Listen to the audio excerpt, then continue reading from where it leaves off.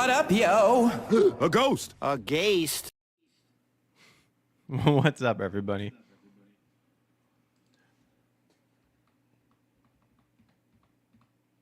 How you guys doing? Doing good, I hope.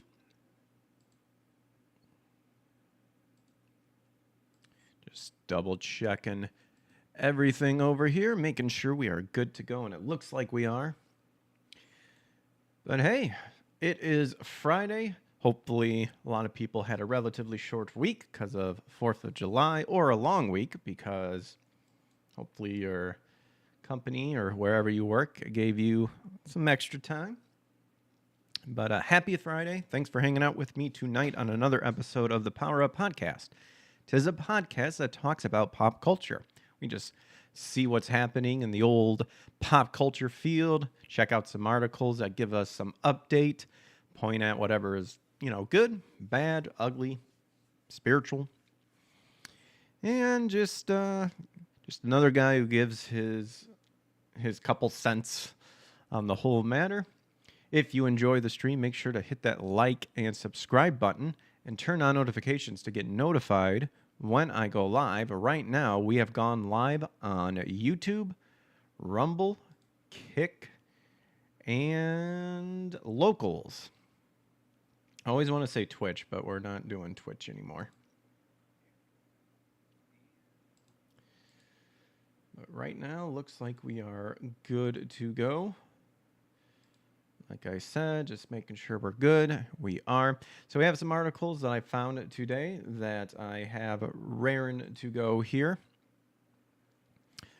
Kind of the main one that caught my interest is the Acolyte. Not doing good in the ratings, I guess, in the old charts. Specifically, I guess episode 6 didn't even place top 6 on like the streaming online category, I guess. So we'll read into that, see how that's going. Hopefully poorly for Star Wars because they need to, take the hint in terms of just making a good series. We'll also talk about how Leslie Headland takes criticism. So we'll read a little bit about that. We've got some info on Square Enix, specifically Dragon Quest 3, the remake. Apparently can't seem to understand the concept of genders, male and female. Because in the remake, they're now doing the Type A and Type B, which is ultimately pointless in the end because it's still being used to showcase, I'm assuming Type A is male and Type B is female. So who are they catering to? We'll read about it. We'll also look into the hypocrisy and double standards of how people like Mark Ruffalo, who can make comparison to a certain, shall we say, a certain group of people that try to take over the world, ruled by a man whose eyes were black. He can get away with saying that, but Gina Carano can't make that comparison. So we got that, and then we got just some other interesting articles that I decided to pick up as well. Sony's Horizon Netflix series apparently got shut down, so probably for the best. And then a modern retro stealth action game that gives off very Metal Gear Solid style is coming. So we'll look into those. So let's go ahead and hop into it. And then I'm going to try to do some game streaming tonight. I forgot to set up part in this while this is going to be blank here. I forgot to get this set up beforehand. And there we go. It's beautiful. Well, not really, but I mean, this isn't. Coming from Video Game Chronicles, we've got Sony's Horizon Netflix series is reportedly not moving forward. I'm sure rip to them, but cheers for us because heaven forbid it was ever going to succeed.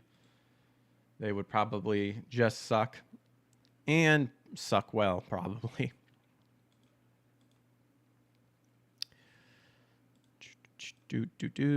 What the heck is going on? There we go. So it's unclear if it will progress with a different creative team. I mean, the entire game should just be a whole different team. In all honesty, it should be a whole different concept. I mean, I've never played it. The Netflix series based on PlayStation's Horizon franchise is reportedly not moving forward at the streaming giant.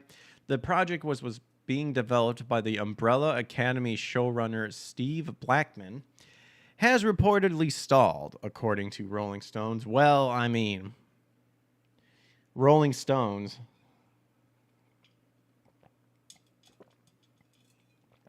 Shall we take it with a grain of salt? This report was part of a wider article that accused the showrunner of toxic, bullying, manipulative, and retaliatory behavior. Okay. It's unclear if the series will move forward with a different creative partner or if the project has been entirely scrapped. It should just be scrapped because it's going to fail. Horizon Zero Dawn is an exceptionally well-crafted game with wonderful characters not often seen in the rank and file of the gaming world, Blackman said at the time of the show's announcement. Guerrilla Games has created an incredibly lush and vivid world of man and machine who find themselves on a collision course to oblivion.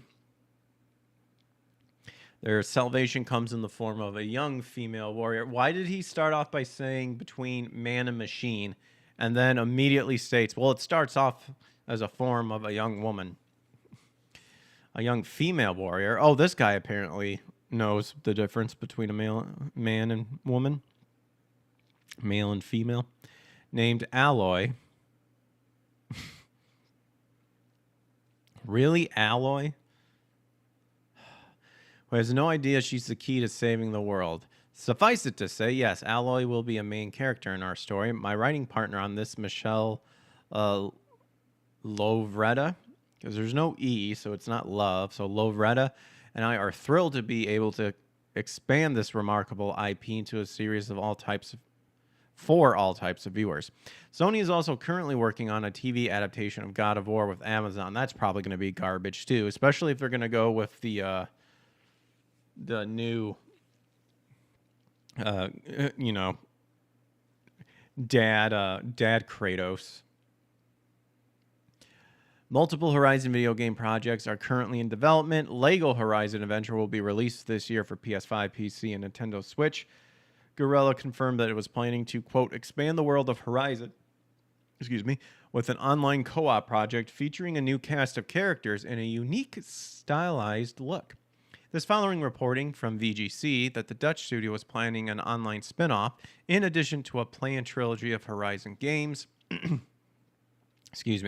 A Horizon Zero Dawn remaster for PS5 is also reportedly in development, while it's being claimed that Lineage and Guild Wars Studios NC Soft has struck a deal with Tony to make a Horizon MMORPG. Well, chances are, I feel like this is probably gonna not really go the way that they're hoping. But then again, it's coming from Rolling Stones too, and Rolling Stones isn't exactly the most dependable of sources.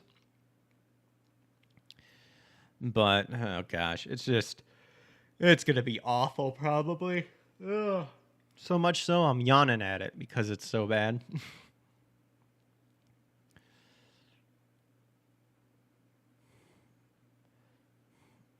So the reason really why it's not moving is because the showrunner, people accuse the showrunner of toxic, bullying, manipulative, and retaliatory behavior. Like, to what exactly? I guess we could open up the Rolling Stones one. Excuse me. The Umbrella Academy showrunner accused of toxic, bullying, manipulative, and retaliatory behavior. So 12 staffers and an HR complaint obtained by Rolling Stones accused Steve Blackman of fostering a hostile workplace. Blackman calls the claims entirely untrue and completely absurd. Just fire these people. Out of my face. So months before the Umbrella Academy's premiere on February 2019, oh my gosh, showrunner Steve Blackman knew he's delivered at Netflix a hit series. Oh, he knew it, huh? 45 million households would tune into the first season, making it gosh, I can't talk today. Netflix's third most watched television series that year, beyond Stranger Things and The Witcher. Anticipating a quick green light for season 2, he began interviewing new writers. What exactly is the Umbrella Academy? I don't even know what that is.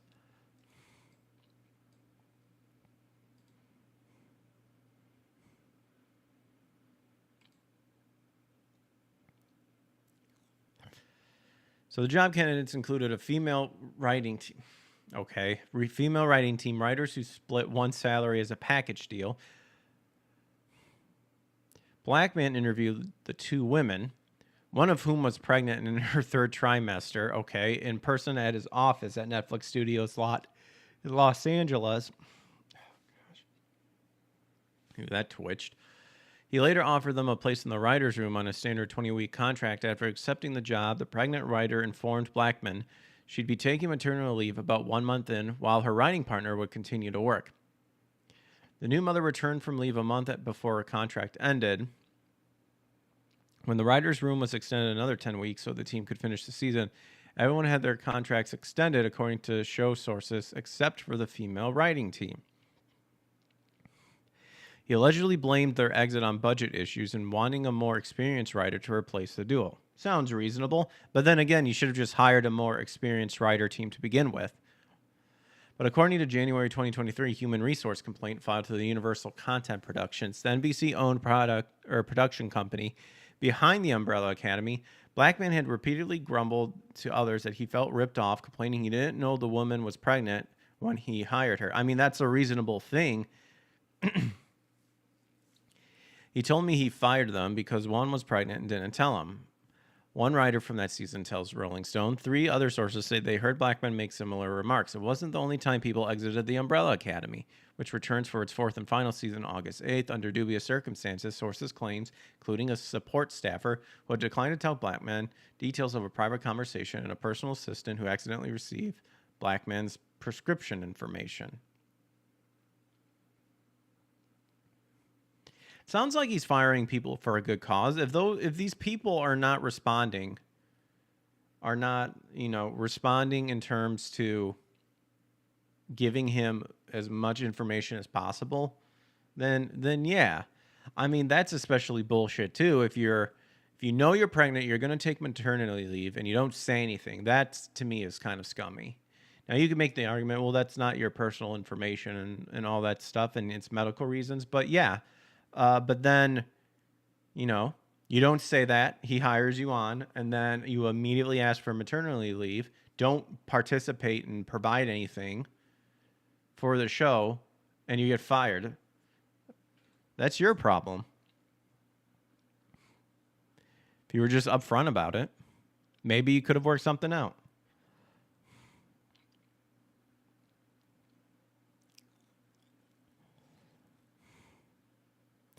So the writing pair declined to comment for this article. A spokesman for Blackman claimed he worked through UCP's HR department to ensure the ending of the women's contracts ending was handled in full compliance with all policies and regulation. The decision was solely based on performance and budget.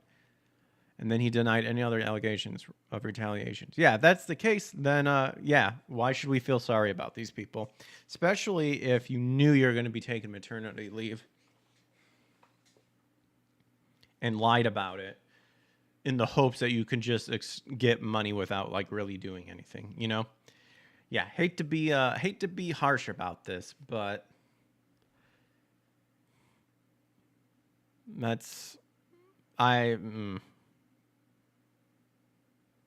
So question a matter of, you purposely knew that and you were just trying to get free money, or did you actually care about the project,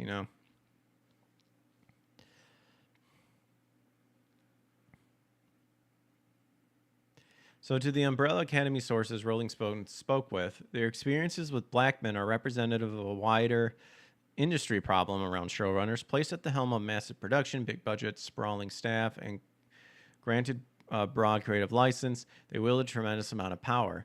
While they might have to answer to studio network executives for general oversight over their shows, they ultimately have control of both day-to-day operations and overarching creative matters. Newcomers join this team hoping to learn the business, strengthening their resume, and gain mentorship, while established writers angle for producer-level promotions, hoping, okay, it's a high-pressure, cutthroat environment ripe for exploitation and unchecked behavior. Well, I would be the one to say that if you knew you were pregnant and you didn't say anything, and the reason why you didn't say anything is because you wanted that literally free money without actually doing anything, that's an unchecked behavior. I think that's garbage.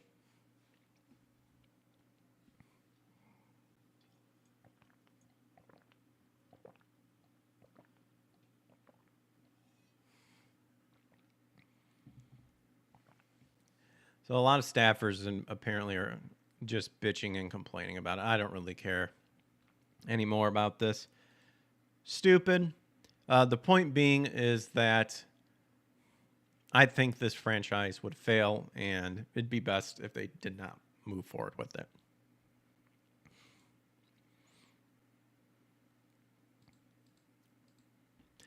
God of War Ragnarok writer Elena Pierce Argus, Elden Ring, is, quote, not accessible to disabled players, claims it counts as a disability if you have a 2-year-old. Now, I kind of saw this like bouncing around not too long ago, so I'm curious to know what this is about.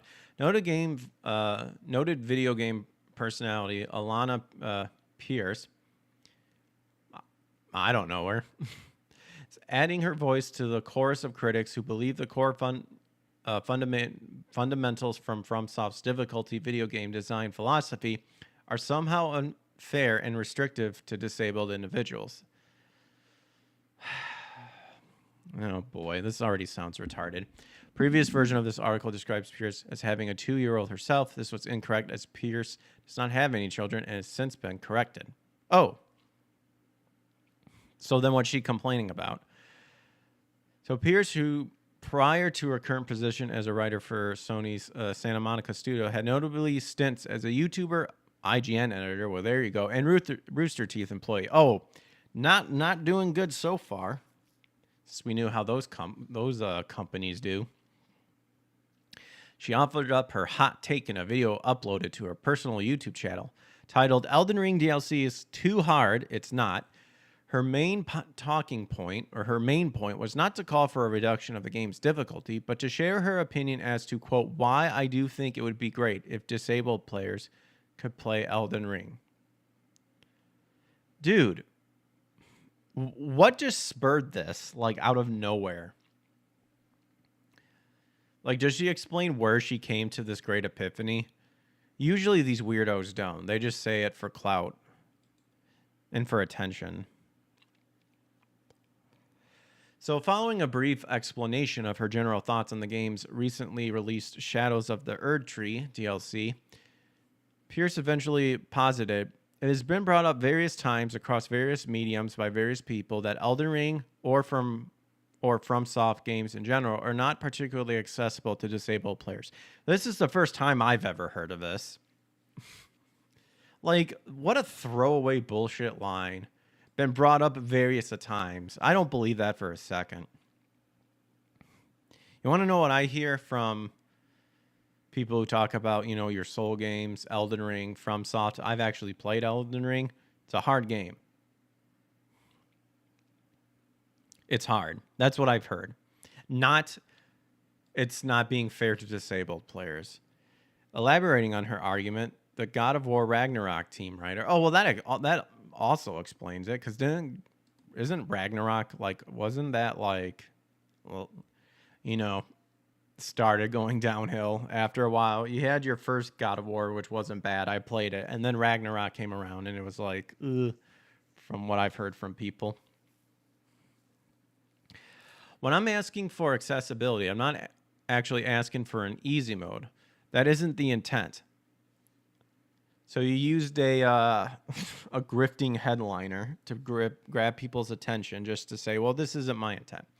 Here's the thing I want to spell out where accessibility is concerned. People who are disabled. There are also multiple kinds of disabilities, especially where gaming is concerned.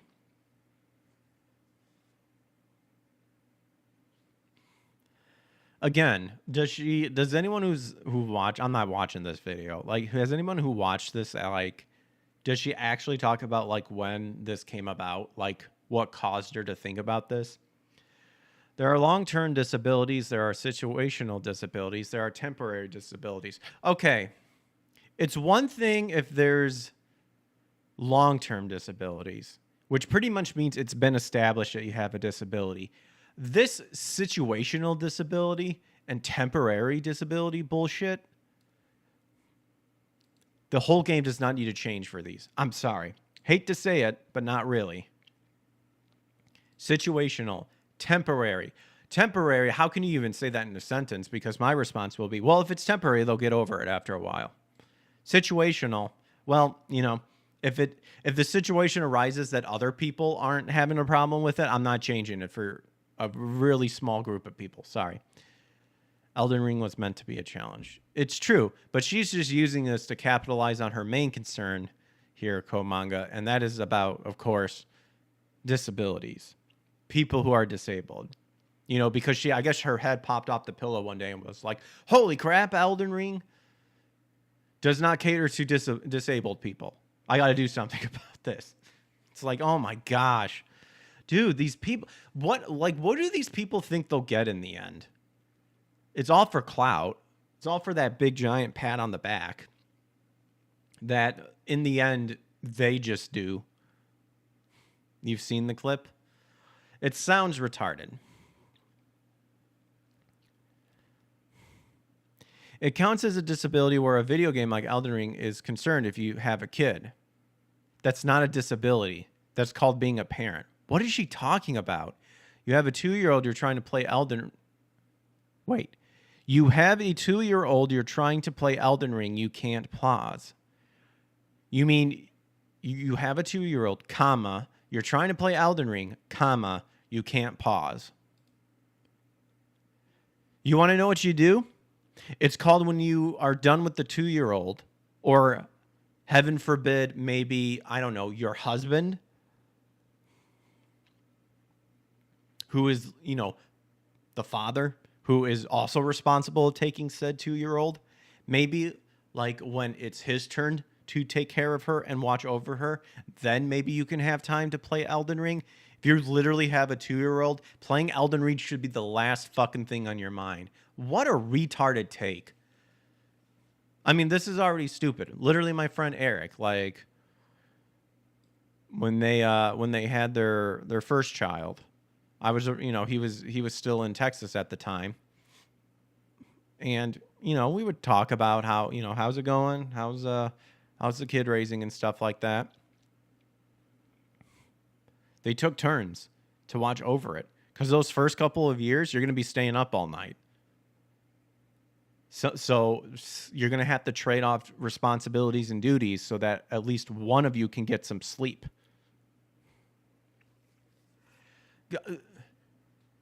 See, this is the face of someone who doesn't know reality. How old is this person? She's probably like one of those, Gen Zs or whatever. Even I've stopped giving a shit about the gens stuff because it's all fucked. It's not going well for the future generations. So not having the option for you to be able to pause, for example, is a hindrance of your particular disability, a situational disability. That is not a fucking disability. You're giving off something that it seems like that you actually have a disability. It's called a disability of understanding reality. May need a pause to stop your kid from putting a fork into a socket, into a socket, a power outlet. It's clear that this person doesn't know how to raise a kid because, and even if you don't, like it's not like I have a kid or anything, but the amount of people who I know who I've kind of been around when they've had a kid and they're raising the kid, you literally make everything as kid resistant as possible. That means putting like sharp edges. That means padding them. That means hiding the bleach stuff. And yes, that possibly means covering up the electrical outlet or being aware of what they're doing. This person is retarded. Literally retarded. Take care of your kid before playing the game. Yep, that's exactly what I said. 2-year-old Elden Ring Erd Tree DLC. Oh my gosh. Well, I just need to get away from it. You know, there's a time where I need to check out. She's maybe 30. Maybe 30, and she doesn't understand the basic concepts of like what happens when it comes to having a kid for the first time.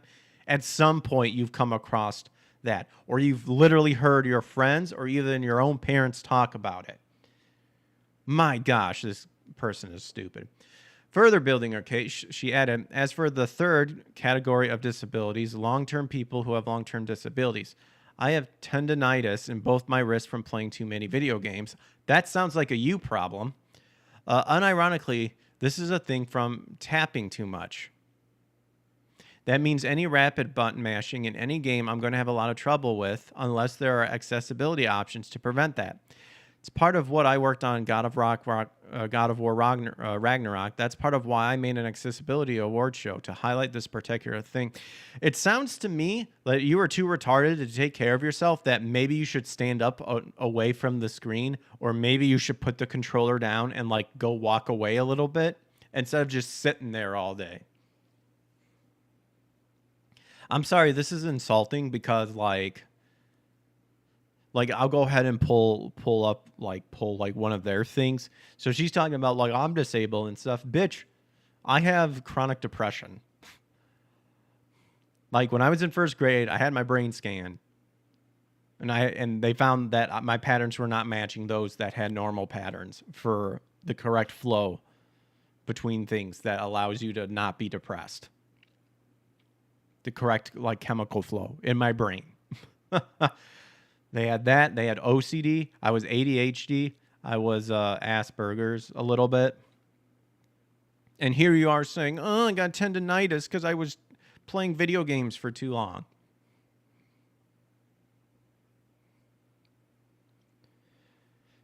I actually like have some of those stuff. And I'm not trying, but I always try not to use that as an excuse. Now, like when it comes like, for example, depression, I do struggle with when you're depressed, you don't want to do anything. So you're literally sitting in front of your computer. But sometimes it's just like I'm just sitting there, staring.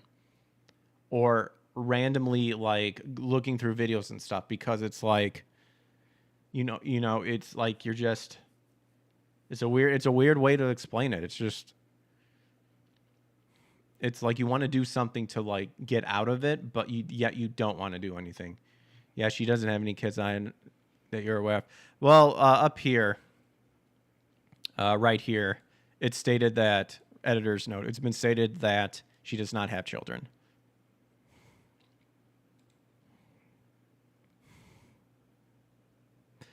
So here's the thing about accessibility in Elden Ring, where any of those things are concerned, she then asserted.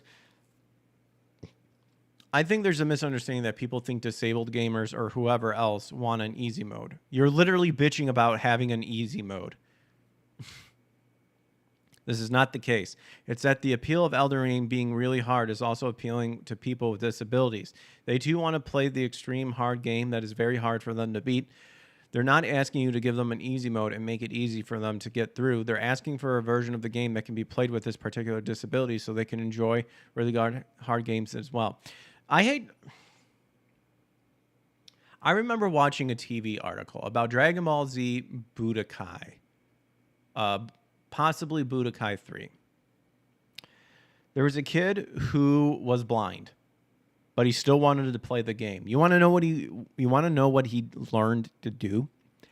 He learned to play the game through audio cues.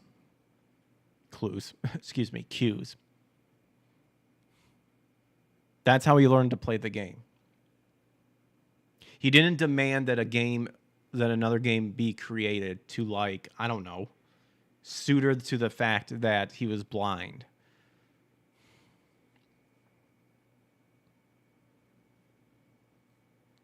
See, it's one thing if you have like epilepsies and you have the warning signature because, the company, I think the studio rating system, you have to have that now, or XYZ. That's one thing.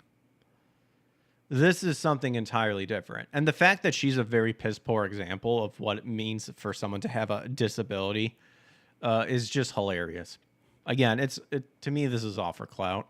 Putting forth a possible solution to disability accessibility discourse, she opined that in exchange for adding certain accessibility toggles, what if you get a screen at the end with the credits that show exactly how you played? Or what options you had on or off? In my head, this would alleviate a lot of the discourse. What? What is she talking about? I have no idea what she's talking about. What if you just get a screen at the end with the credits that shows exactly how you played it? What? Or what happens? You mean a stat screen that other games have done before and really a lot of people are like, oh, that's pretty cool. Or they'll literally use that for maybe speedrunning because it gives you like the time, like in GoldenEye or something. Oh my gosh. Drawing her thoughts on the topic to a close, she ultimately made it clear that her demands for accessibility were not demands for the game's difficulty to be lowered. As in her opinion, any non-disabled individual complaining about Elden Ring's brutal challenge nature simply need to get good. You need to get smart, and we're not talking about, the TV series or the one version with Steve Carell. She is stupid making excuses. The Acolyte is not Star Wars, says you're wrong. Exactly, it is not. We will get there. The gamers are the ones just saying it's too damn hard, she noted, referencing the numerous bad reviews left on various platformers by players who found out the Shadows of the Erd Tree DLC to be particularly harrowing. For any of those people who do not have the accessibility-specific issues, you just got to explore more, dude. You can do it. I think you're being impatient. I think you can do it. I think you do not sound like a gamer at all. Oh, I worked on God of War Ragnarok. Who gives a shit? Like, what did you contribute to it? The retarded accessibility thing?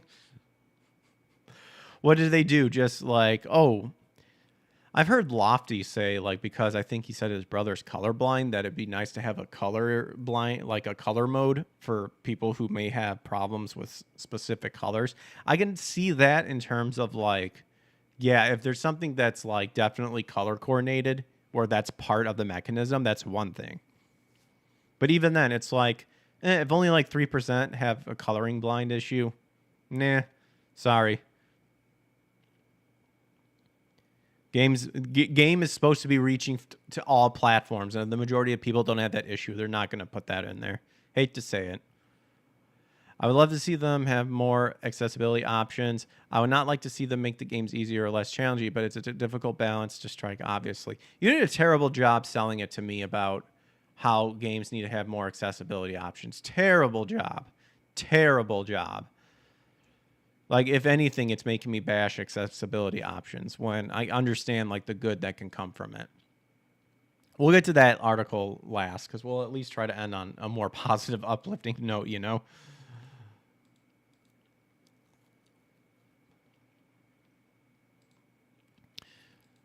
All right, Gina Carano. So that was from... I think where was that from? Video Game Chronicles. So we've read two things from Video Game Chronicles. This comes from that Park Place, which Gina Carano eviscerates the Walt Disney Company as Mark Ruffalo compares America to the Yahtzee Germany. Yep. This is to showcase the double standard that if it's a particular side that does this sort of comparison, it's perfectly fine and they can keep their jobs, but if the side that's labeled the enemy does it, remove them immediately and destroy their lives, finance, and all that shit. So former The Mandalorian actress Gina Carano shredded the Walt Disney Company in response to posts from Mark Ruffalo comparing the United States of America to Yahtzee Germany. And it's always the projection from these people. People like Mark Ruffalo are the real Nazis because they always project that. Because they control... They always do it every time because they always have an excuse, right? Oh, no, over there, the right means the left and the left reads the right. Oh, no, back in the day, there was the time when the South and the North, they switched. There was they term it the big switch. They always rewrite histories to conveniently that they're always on the correct side when it comes to the greater good of history. They do this shit every single time, even though, what was it, like Nazi was literally called the National Socialist Socialist Party.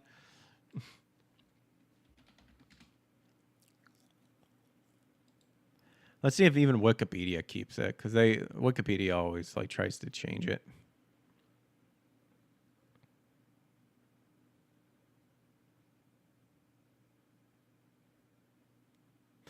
Oh yeah, I'm not seeing it. Yeah, they're changing the label again. Oh, nope, here it is. Found it. The National Socialist German Workers' Party was a far right. Even Wikipedia is trying to pull that garbage. They were far right. They do this every time. And yet the people who have the most traits are the people who are projecting this onto other people. Shouldn't even call Disney Walt Disney. Nothing Walt built is left there. Very true. Just call it Disney. So Ruffalo appeared to react to the U.S. Supreme Court ruling in a 6-3 decision that former presidents have some immunity from criminal prosecution for official acts during his tenure in office. He did not take the ruling well and seemingly compared the United States to Nazi Germany. He posted on X, just for the record, history repeating itself. Yuck, yuck, yuck, yuck. Look at that. They even had the word Democratic Republic to totalitarian dictatorship.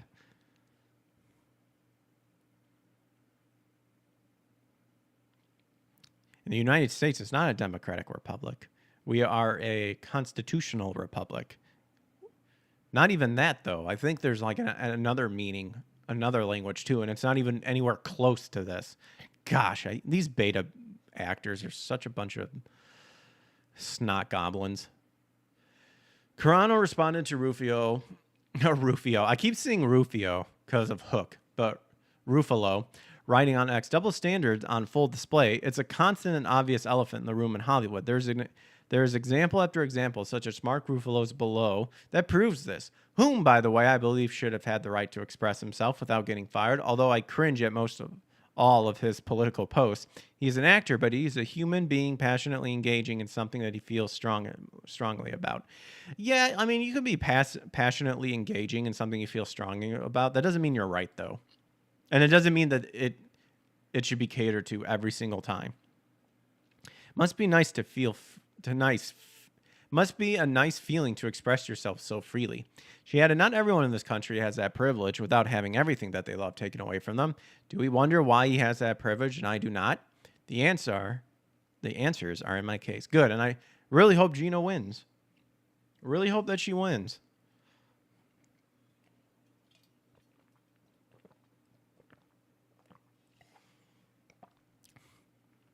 Chrono continued. I know people would prefer basketball players to just dribble or actors just to act, but when you're in a world where lives are being destroyed and lost all around you, how does any human being become forced to stay silent when death by injustice surrounds them? Disney and Lucasfilms maliciously twisted the narrative of a meme I posted, which was encouraging neighbors not to demonize their neighbors, or history could repeat itself. They twisted that meme into saying that I was denigrating people off of their cultural and religious belief. It was suggested that I was comparing Republicans to the Jewish people in the Holocaust, something that I never said or posted, she asserted. But the irony of everything at the end, though, is that these people hate Jewish people too. Like, they act like they care, but they don't. They hate them as well. Mark's an idiot. He is an idiot. Again, the projection. Not from Gina, from fucktard here, Mark.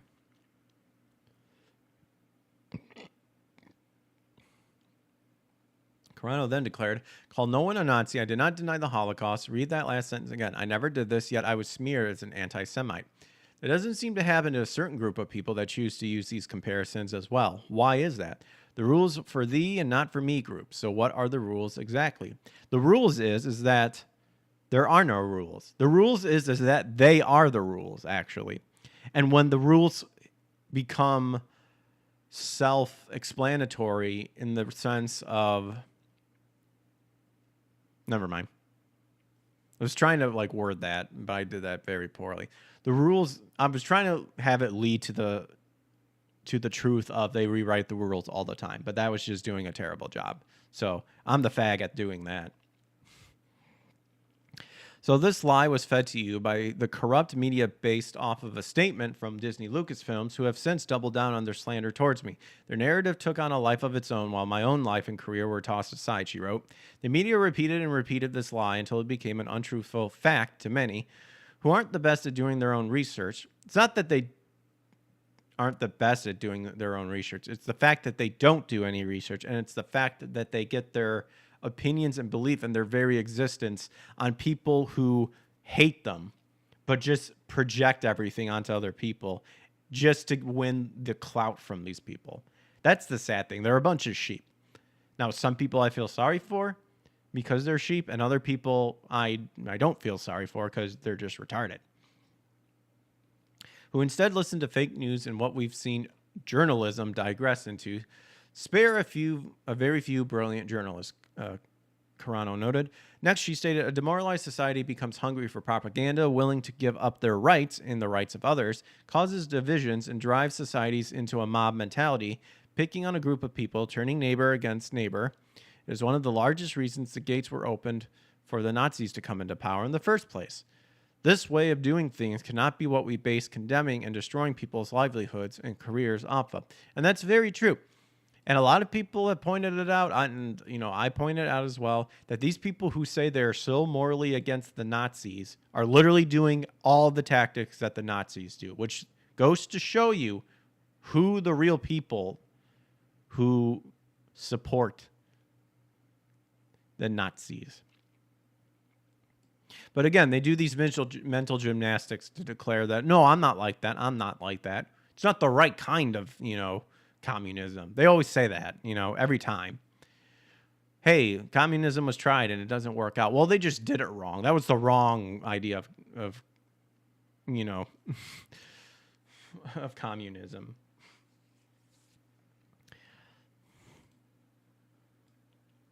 Well, that wasn't real Nazism. Like, these people would literally say that. You want to know what you want to know what they would truly do?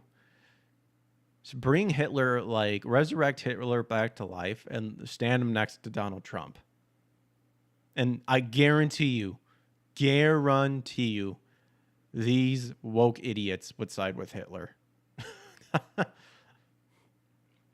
Because they could not admit the fact that Trump is it's got to be one or the other. It's not communism. Exactly. Although they would probably be like, no, they're both bad. They're both the same person. It's like, really? Okay. Sure. The media manipulates the masses so easily based on their affiliation with large corporations and powerful people who signal and encourage them who to destroy, she noted. Oh, yeah, of course. They claim they never do, but yet they do.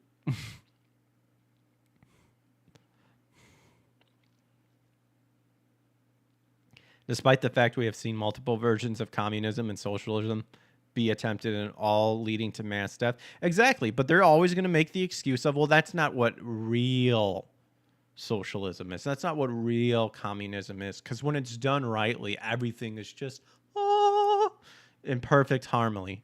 Harmony. Well, they do harm. Harmony. Oh, my gosh. So then she provided an update on her lawsuit against the Walt Disney Company, where my case stands as of now. We are patiently waiting with respect to the judge's ruling on whether she will grant, or deny Disney, Lucasfilms to dismiss the case that I have brought against them. My hope is that my case brings balance back to a very broken industry, she shared. My case is not just for people who think exactly like me, but for everyone who will be and has been placed in this position. Let's restore the balance, something that I believe the majority of the industry desires, just as I believe the majority of our beautiful country desires as well. I definitely hope so, but Hollywood is definitely infiltrated with garbage things, and that's probably a lot. And it probably has a lot of demonic elements behind the scenes. Well, not probably. I know it does. So that's going to be a hard one, but I think this is definitely a step in the right direction. can have conversations where we don't agree. In fact, we might just learn something from each other through more conversations. Conversations over cancellation, like I've said from the beginning, she concluded.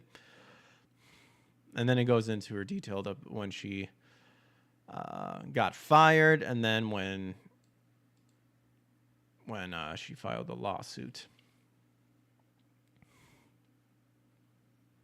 And there you go, right there.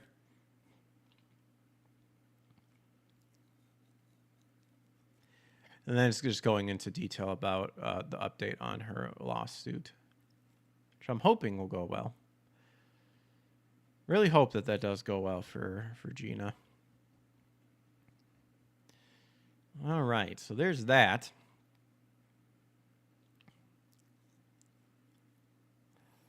All right, so now we're going to get into jumping over to Niche Gamer here.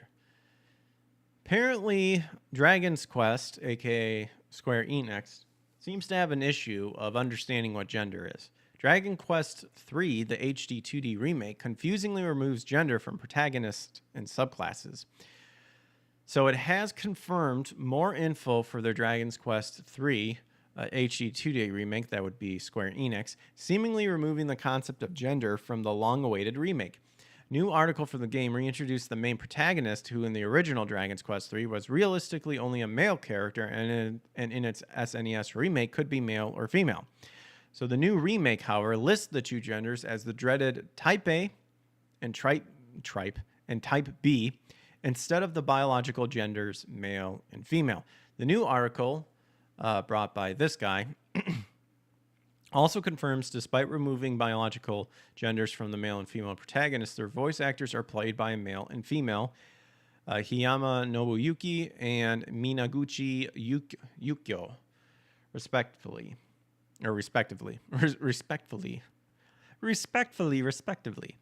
Furthermore, the artwork shows for each version of the hero definitely looks like Fuck, I can't talk today. Getting pissed. Furthermore, the article... God damn it. Sorry, Lord. The artwork shown for each version of the hero definitely looks like a biological male or female according to the source. This compounds the confusion when considering there are some personalities, these affected stat growth, for the hero that are gender exclusive. The last concerning thing mentioned in the article is that other jobs in the game are also no longer distinguished by gender and name, further confusing things as each subsequent job had a male and female variant as well. It's worth noting you could select male or female in the original NES version, but sprite was the same. Player stats and growth remain the same, and you'll still get referred to as a male, the latter becoming a running gag in the SNES remake. And then it just gives you the date of when the remake of the HD 2D of Dragon's Quest III will be released, which is November 14th on Steam, Microsoft Store, Xbox Series, Nintendo Switch, and PlayStation 5. So the obvious thing that you can take out from all of this is that regardless that it's now being labeled as Type A and Type B, it's literally still categorizing it via male and female, thus completely defeating the purpose of labeling it a Type A and Type B. It completely defeats the purpose.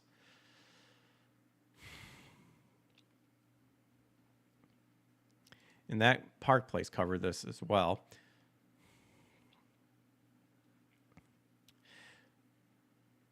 So he notes, Ryo Kuda, that's the guy that apparently reported this,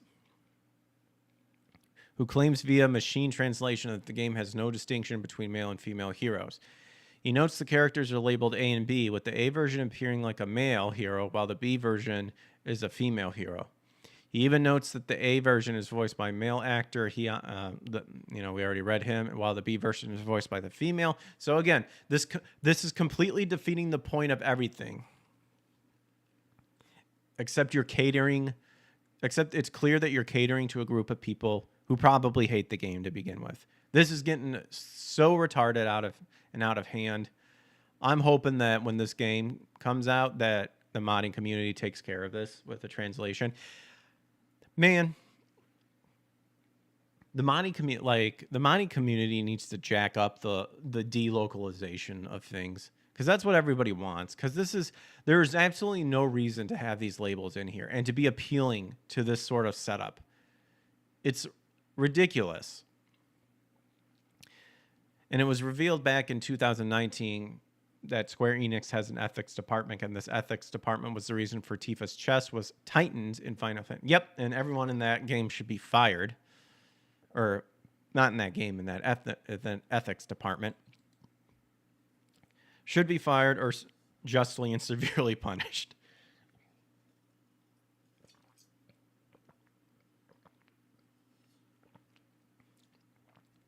Because the game's director, Tetsuya Nomura, revealed the department. Oh, I really want to scream right now. I do not understand why I cannot read tonight. The department telling Weekly Famitsu we wanted Tifa to have abs, so she now has more of an athletic body type. The ethics department at Square Enix also said we had to tighten her chest so it doesn't look unnatural during all the intense fighting. Because of that, we added black thigh highs and a tank top. I feel like you could have both and not censor it because it's fake. It's clearly stylized.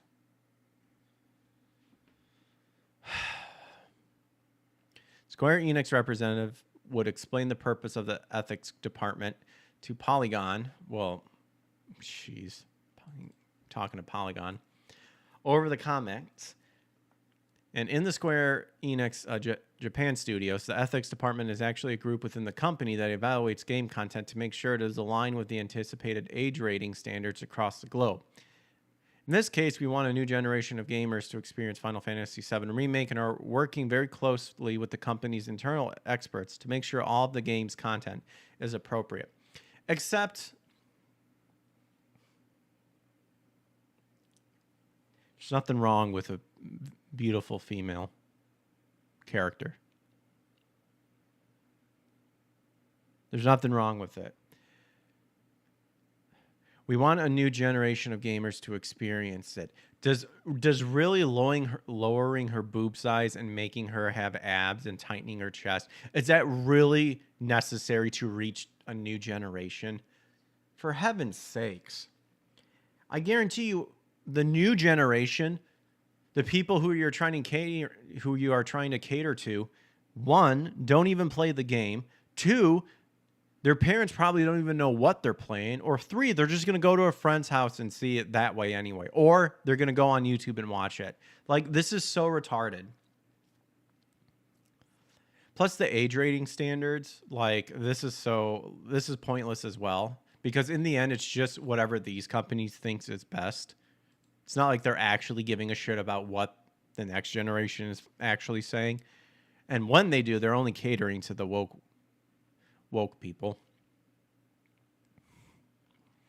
So an interview with Square Enix employee Mari Tanabe provided more details on the ethics department. As translated via DeepL, she shared, after working as a game designer in the development of online games, I am now a member of the quality control department's ethics teams, where I check all game developed by our company for expressions from an ethical perspective. Again, yeah, and it's just going to be depending on what your ethical perspective is. It's, again, these people are like, oh yeah, we're representing like all the people that might have an issue with it. It's like, no, you're not. You're not doing it at all, because the majority of people are saying, we don't give a shit about this. Just leave it as it is.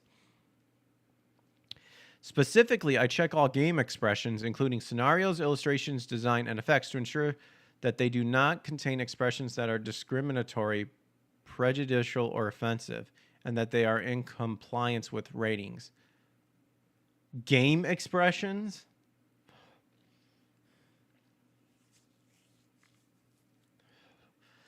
Oh, this is just getting me salty. She added, in addition to the large number of games we are involved with, the length of time we are involved with each game is also a unique feature of our work. We are involved in the game from the planning stage and continuously check the game many times as the development progresses. Oh, I'm getting really salty with stumbling over words here, which gives us a great sense of accomplishment when the game is successfully launched. I don't know. I feel like you should be removed from the process from beginning and end, because a lot of the times it's your guys' fault that the game fails to appease like the actual audience that really want the game. The ethics team's job is to make corrections to what the developers have seriously created.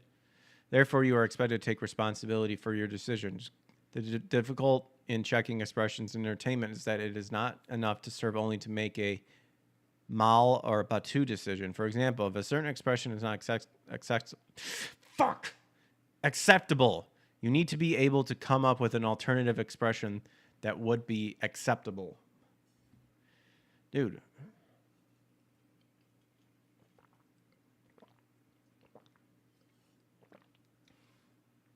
I don't know if I'm like in an anxious state or what, but I'm getting really, really pissed off about stumbling over reading this.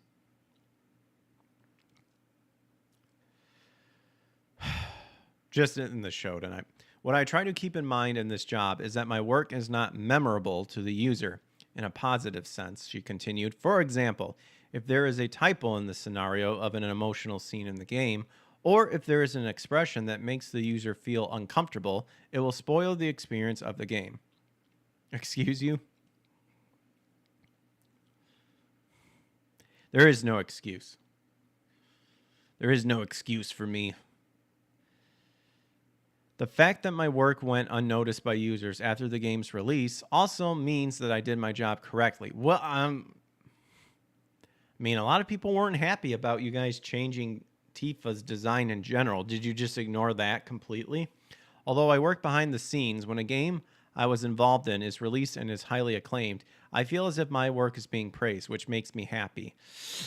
I mean, that's a rather narcissistic way of looking at it, I guess, because we're not praising you for the changes that you've made so that it's, acceptable to all people and that people don't get offended. I hate to say that, but it's true. It's true. Because a lot of people would actually say that you're doing the game a disservice and that you shouldn't be involved in it. By removing the option to choose between male and female, it seems abundantly clear that Square Enix is catering to transgender ideology, which, as Pope Francis notes in Amoris Laetitia, aims to deny, quote, the difference and reciprocity.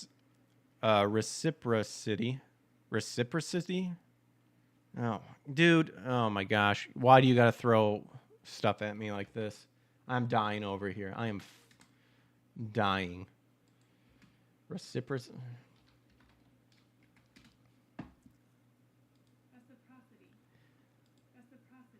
Reciprocity? That's actually how you pronounce it? Reciprocity? Oh my gosh, I'm dying. Kill me now. Dear Lord, harpazo me right now. That's a joke, by the way. In nature of a man. Why did he actually repeat that twice? A man and a woman and a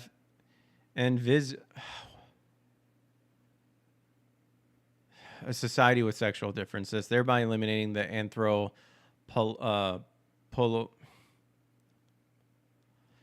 anthropological basis of the family. This ideology leads to educational programs and legislative enactments that promote a personal identity and emotional intimacy, radically separated from the biological differences between male and female. Consequently, human identity becomes the choice of the individual, one who can also change over time. He continues, dude, I'm getting the gist of what he's saying. I am not continuing that damn quote. Of note, this news comes in the wake of a Square Enix investor questioning the company's business relationships with activist companies like Sweet Baby Inc. The shareholder asked during a recent report, I'm personally happy about the shift from quantity to quality. I hope good titles will come out in the future. I'm concerned about the Canadian consulting company Sweet Baby. Square Enix is listed as a client, but is there actually a transaction there? What kind of transaction is it? Will they continue to do so in the future? And then he pretty much weaseled his way out of a response to the president here. Like to refrain from making specific comments about individual clients. As we shift from quantity to quality, providing content that is enjoyable and safe for our customers is also part of what makes our product fun. We will do our best as creators. I hate this crap. Providing content that is enjoyable and safe. That's not your fucking job. Just make a damn game. Seriously, just make a game. And if you're worrying about the people who are like, oh, where's me? I'm not seen in this game. Give them the middle finger and tell them to go away. Tell them to make their own damn game if they want to see themselves in the game. It's not going to sell. What do you make of Square Enix removing the option to choose a male and female character in Dragon's Quest III HD 2D Remake? I think it's gay. I think it's retarded. And I think that...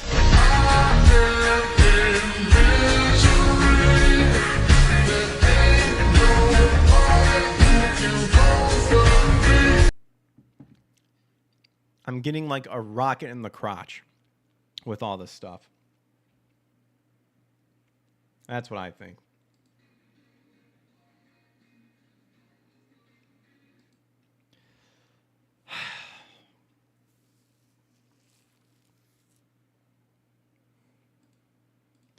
But at this point, you know, these companies got to learn from their wallet by having all their money lost.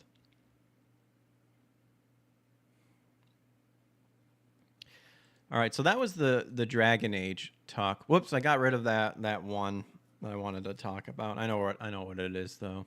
I can pull it up here. All right. So we kind of onto the main topic here. We'll start with this one. Star Wars: The Acolyte Episode 6 falls off top 10 chart for streaming originals. Because it kind of ties in with this other one I find when she's just when she claims negative review bombs for her show as review bombing. Again, when their show fails, they'll have an excuse of, no, our show is actually really good. It's just it's getting review bombed. But then when they'll go around and positive bomb a show that's garbage, it's perfectly fine. It's totally acceptable.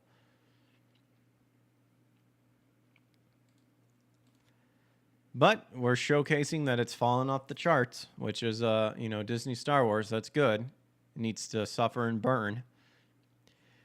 So the Acolyte fell off a top 10 chart that tracks viewership data for various streaming originals. As noted by user Now It's Known, data analytics company Illuminate released their streaming originals television chart for the week of June 29th to July 4th, the week that the 6th episode of The Acolyte premiered, and the show is nowhere to be seen on the chart. The lowest show on the chart, Apple TV's Plus's Presumed Innocence, clocked in at 282 million minutes watched. It's unclear what kind of relationship The Acolyte brought in and whether or not the show saw a decline this week or not. The reason being is that Illuminate reported last week that The Acolyte only brought 232.2 million minutes watched. Given that the lowest show clocked in at 282 million minutes, it is possible that The Acolyte saw its viewership increase. However, this would defy the quickly forming trend of the show. The Acolyte only brought in 210 million minutes watched in its premiere week. It ballooned at 380.5 million in its second week. It then saw its minutes watched declined by nearly a third in the third week to 262 million. Oh, gosh. And then its fourth week only brought in this 232.2 million. Oof. Regardless of what the show's viewership is, it falling off the top 10 charts is not a good sign. Willow, which was also a Lucasfilm production, never charted on Nelson's top 10 streaming original programs list. Yeah, that Willow one was awful. I didn't watch it, but I heard it was did not do good. The series' 2-episode premiere, which debuted on November 30th, did worse than 10th ranked The Santa Clauses. Oh, man. Did not get any better from there. Okay, so I think it's just still listing the Willow one. The point is that, oh boy, The Acolyte, not doing so hot. Almost like woke doesn't sell. Or doesn't make money.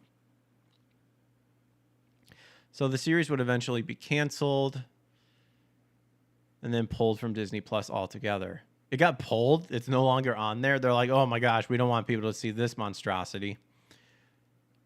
Oh, I see. Yeah, they brought in the Willow because in order to pad the article here. But there you go. Like, it's clearly showing that it's not just getting review bombed. People literally aren't watching the show because it's garbage. Because these people don't know Star Wars. And Leslie has been clear and upfront about being so happy that it's all about gayness and all this ideology and blah, blah, blah, blah, blah. Again, I've said it. Anytime anyone says ideology first, whatever I'm working on second, it's going to fail. Because they care more about pushing the message than they do about creating like a good show. So that article ties into this other one coming from that Park Place as well. Leslie Headland claims negative reviews for her show are review bombing. She previously claimed she was sad the show was being dismantled. Maybe you should be sad because you wrote a shit story. Maybe you should actually like channel your actual feelings, which I'm sure is probably impossible because you have to be in constant woke mode all the time. But hey, if this is what it takes for that knife to get drived in deep into that cold steeled knife driving into the heart of the truth, that the Acolyte show sucks and you suck as a director, then so be it. She claims the negative audience reviews of her Star Wars shows are, quote, review bombing. Oh, the cope. However, she previously claimed she was sad that the show was being dismantled. She reported back on June 20th at The Hollywood Reporter, it makes me feel sad that a bunch of people on the internet would somehow dismantle what I consider to be the most important piece of art that I've ever made. No, because I think you genuinely believe you genuinely believe. Oh, I want to punch something because I don't know why I'm having a hard time communicating my thoughts today. You genuinely believe that you're creating art. But all you're doing is bastardizing an already established franchise. Because you don't know what art is. So you believe taking a franchise that has been established through people who actually were passionate and cared about their work and said, I'm seeing no equality here, no representation, no XYZs, a lot of male lead characters. Yeah, we're just going to go ahead and make everyone lame and gay. Control C, Control P, delete all the details, replace man with woman, strong female leader, super gay, and then just think it's going to work because, well, all the hard work of making the franchise was already done, so I don't have to do anything.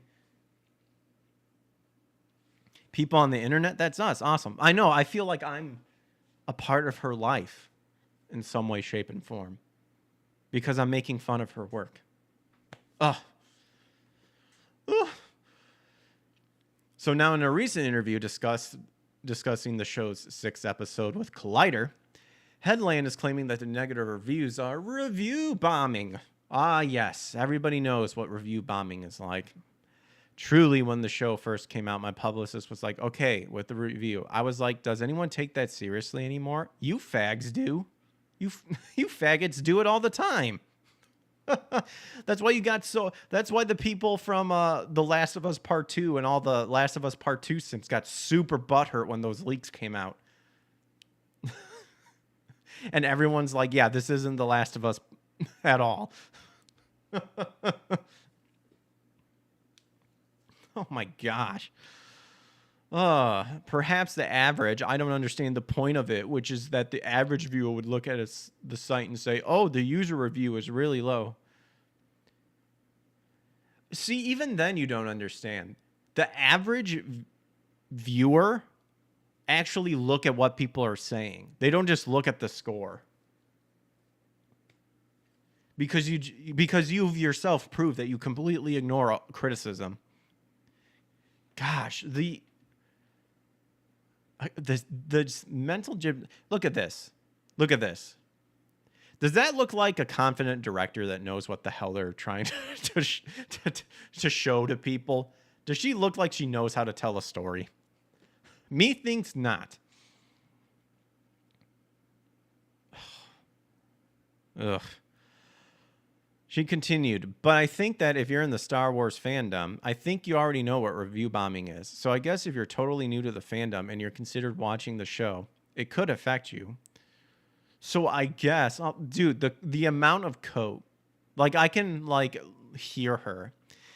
But I think if you're in the Star Wars fandom, I think you already know what review bombing is. So I guess if you're totally new to the fandom and you're considering watching the show, it could affect you. But I also think that my work in the past has been very word of mouth anyway. So I don't know. Yeah, sure. I think that because behind the scenes, we all know what it is. It's not that it's not concerning.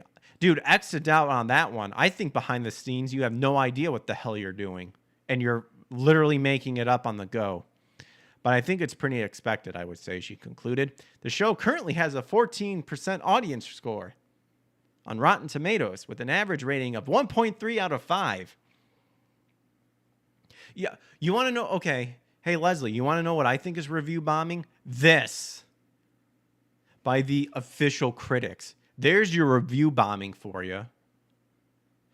Has a 3.5 out of 10 on IMDb. The unweighted mean for the show is currently a 3.1. The majority, 56.2% of all reviews are a 1 out of 10.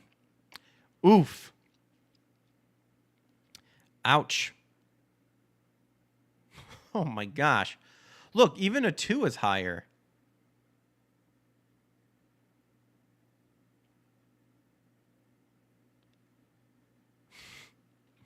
Not only are the reviews abysmal, but so is the show's viewership. See, and that right there tells me that I think like a lot of these are actually not review bombs. It's because the viewership is going down and the ones are like pumping up. Yeah, your show sucks. According to okay, we just read this one. Yeah. Okay, yeah, we're just covering now like literally this article over here. So the show's viewership is way down compared to Ahsoka. Ahsoka's 2-episode premiere brought in 8.2 million minutes as reported by Nielsen compared to the Acolyte's 210 million as reported by Luminate. I think the reason Ahsoka did way better is because it didn't come out right off the gate of like, yeah, we're making this the gayest Star Wars we can possibly can. Like, I think they were kind of hoping, it's like, oh, please, I pray and hope people get tricked into viewing this. And then it ultimately fails at the end.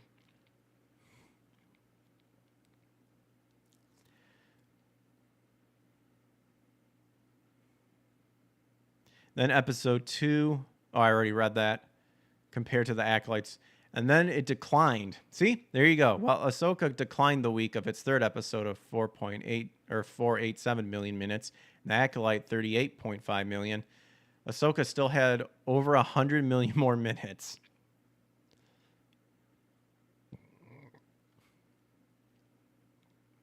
So the Acolyte is performing far worse than Ahsoka. If you just look, according to this, if you look at the ratings, Acolyte's 5th episode had a runtime of 34:05, while Ahsoka's 5th episode had a runtime of 51:44. If you do a simple total runtime divided by the episode's runtime, Ahsoka's has around 11.3 million views, while the Acolyte has 6.8 million. That's nearly a 40% decline. Ouch. Oh my goodness gracious. Destroyed.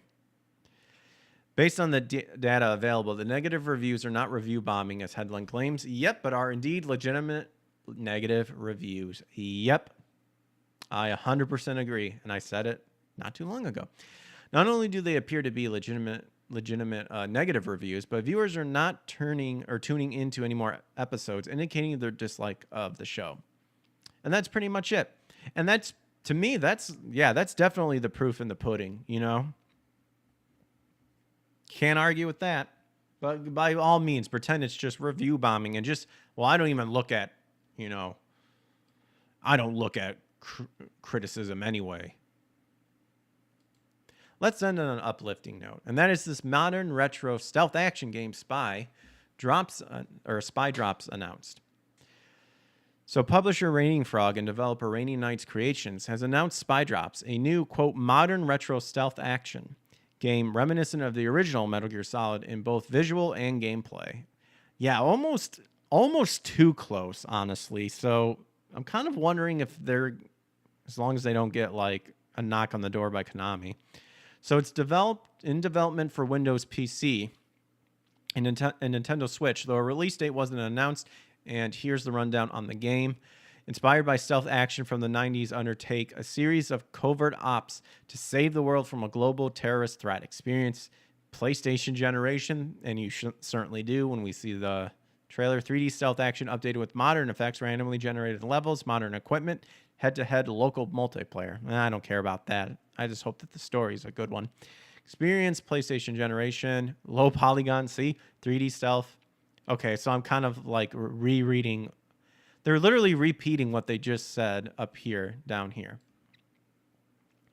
So the story is an eco-terrorist organization. Uh-oh. Why do they sometimes spell organizations with an S and sometimes a Z? I don't know. Is threatening to plunge the world into digital darkness, wiping out all digital records and sending the world back to the Stone Age. See, that actually gives me kind of like a GoldenEye vibe, and I liked that aspect of GoldenEye. Even though, as James points out to Alec at the end, that he's just a common thief, just a bank robber. But, old Sean Bean drives in that knife by saying, well, it's not just that. It's, criminal records, XYZ, all this. Like, the economy is going to be destroyed and probably cannot recover. Which I do kind of like that element. Because it always doesn't have to be like hijack a government weapon that could destroy the world, and now the terrorists have it, and they're threatening the world to use it and all that stuff. So as a member of the counter-terrorist Spy Drops team, you are tasked with neutralizing the threat, but soon begin to question the mission objectives and uncover a deeper conspiracy. Ooh! So we got covert black ops, randomized missions, tackle the mission your way. You can select what equipment to take on each mission, choose a range of items. You can dodge, hack, or shoot cameras, knock out or kill guards. Well, just kill them so that they'll never come back. Stick to the mission objective or explore further. Dreamcatcher. Accumulate target points by extracting intel from unconscious guards. Using the Dreamcatcher, you cannot extract an intel from dead bodies. Oh, so always avoid killing when possible. But we gotta make sure they don't wake up and like alert everybody. But here it is. We'll play this here. Here we'll bust it up here. Yeah, straight up Metal Gear Solid. Look at that.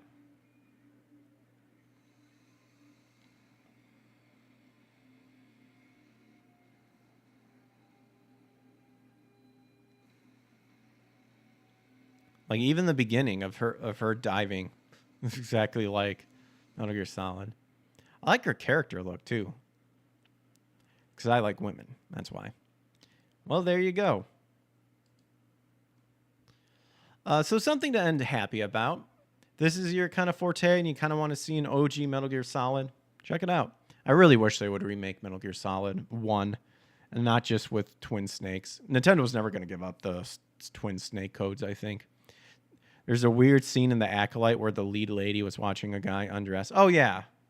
Yeah. Because when it comes to, a heterosexual sort of relationship in the sense of, like, male and female, you can always count on a gay person to understand the best.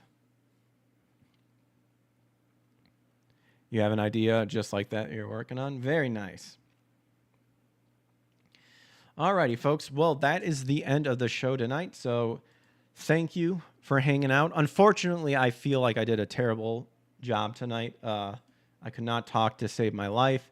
Really made me mad. Really made me salty. And I wanted to punch something. But we persevered. We made it through. And with that, I'll just ask to, once again, if you enjoyed the show, make sure to like and subscribe and turn on notifications to get notified when I go live. And you can check my description to see my other social media or my link in tree. Because we were on Rumble, Kick, YouTube, and X, and local. And if you want to help beyond just pushing the algorithm, maybe check out subscription and membership tiers. You weren't bad. I appreciate it. Well, I felt like I was bad in terms of I could have done better. But yeah. Let's see. Who do we have on? Glad I tuned in. Well, good. But yeah, I am signing off for tonight. So you guys have a good rest of your night. Take care. God bless. And I will catch you guys on the flip side. So have a good one. Adios.